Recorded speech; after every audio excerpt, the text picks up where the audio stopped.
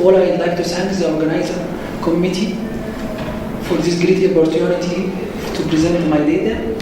I am Dr. Sharif Ibrahim, a lecturer in the Zoology Department, Faculty of Science, Cairo University. My poster number 23.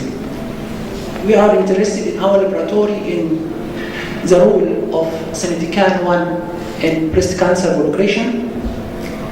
Let me first introduce what are the Synedicans. Synedicans, there are 4 members from Synedican-1, 2, and 3, and 4.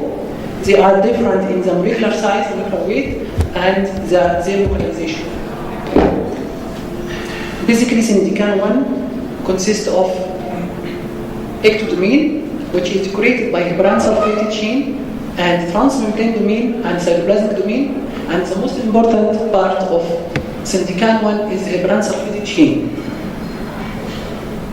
Function of Synedican-1, it acts as co-receptor for insoluble ligands like fibronectins, and co-receptor for soluble ligands,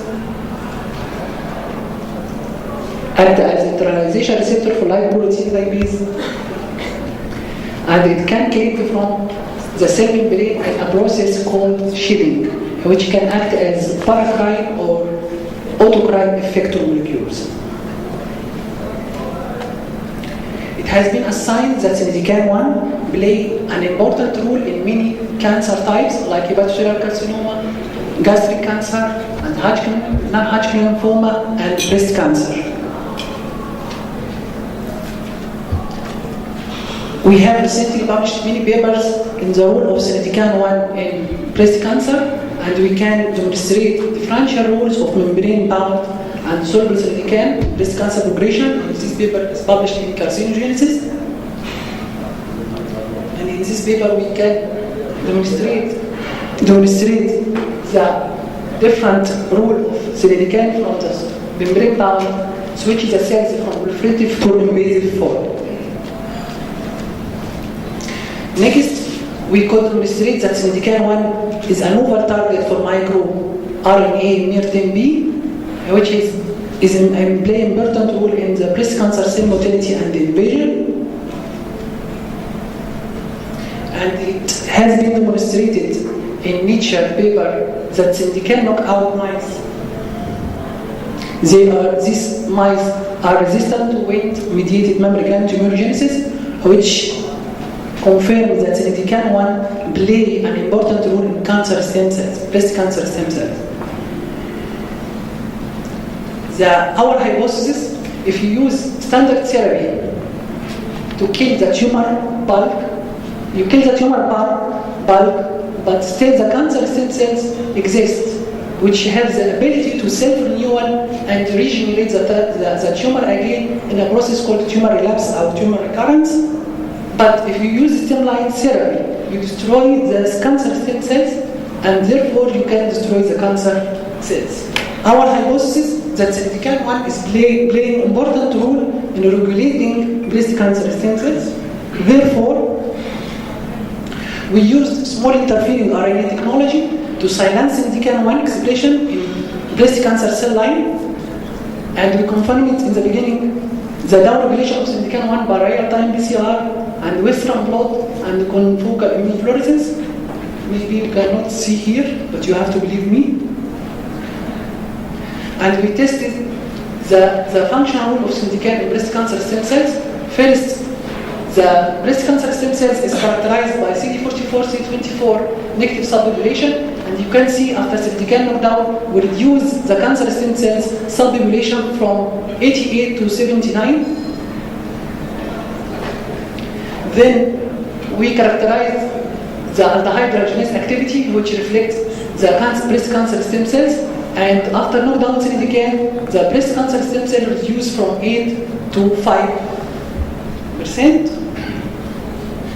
Then we characterize the effect of silencing of Synedican-1 on side population, and you can see here that after knockdown Synedican, the side population reduced about 2.5-fold.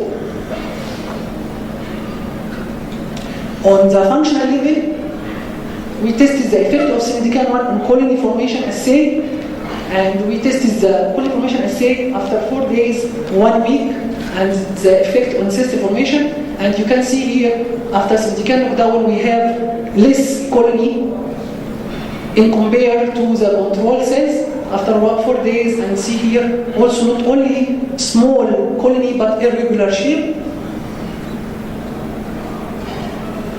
The next question, we try to investigate what is the molecular mechanism behind how syndican one regulate breast cancer stem cells.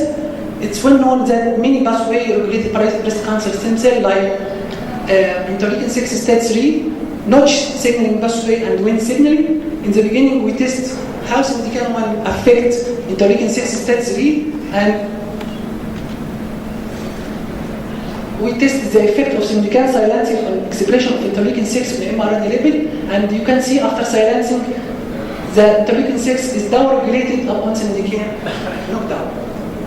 Next, we tested the effect on interleukin 6 receptor and soluble interleukin 6 receptor on mRNA level and protein level, and you can see here the down-regulation of this receptor after syndican knockdown. One important cytokines, which is inducer of interleukin 6 expression, which called CCL20, and it's also down-regulated upon syndican knockdown.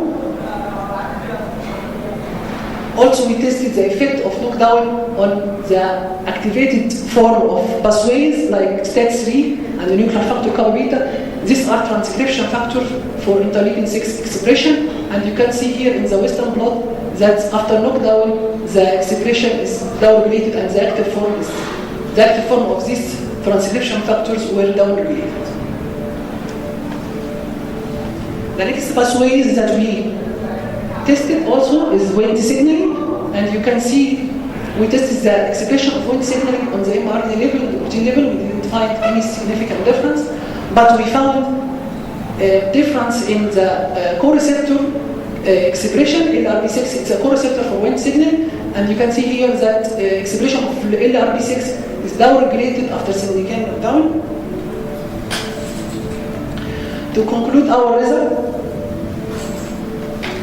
after silencing syndican, we see that interleukin 6 expression is down-regulated, which in turn affect or down-regulates the expression of STAT3 and nuclear factor kappa beta, which also in crosstalk with the Wnt pathways. These pathways, two pathways, reduce the site population and aldehyde dehydrogenase activity, and also stem cells pool CD44 plus CD24 negative. This is very characterized for breast cancer stem cells. Also, they affect the cytokines like interleukin 6, CCL20. So, syndican 1 emerge as a novel target for breast cancer stem cells.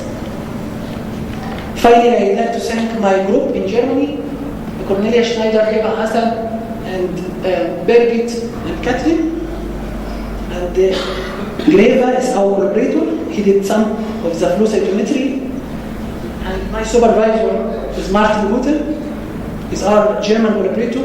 And my Egyptian group, Dr. Mohammed Shinawi, Dr. Salo, and Dr. Mona.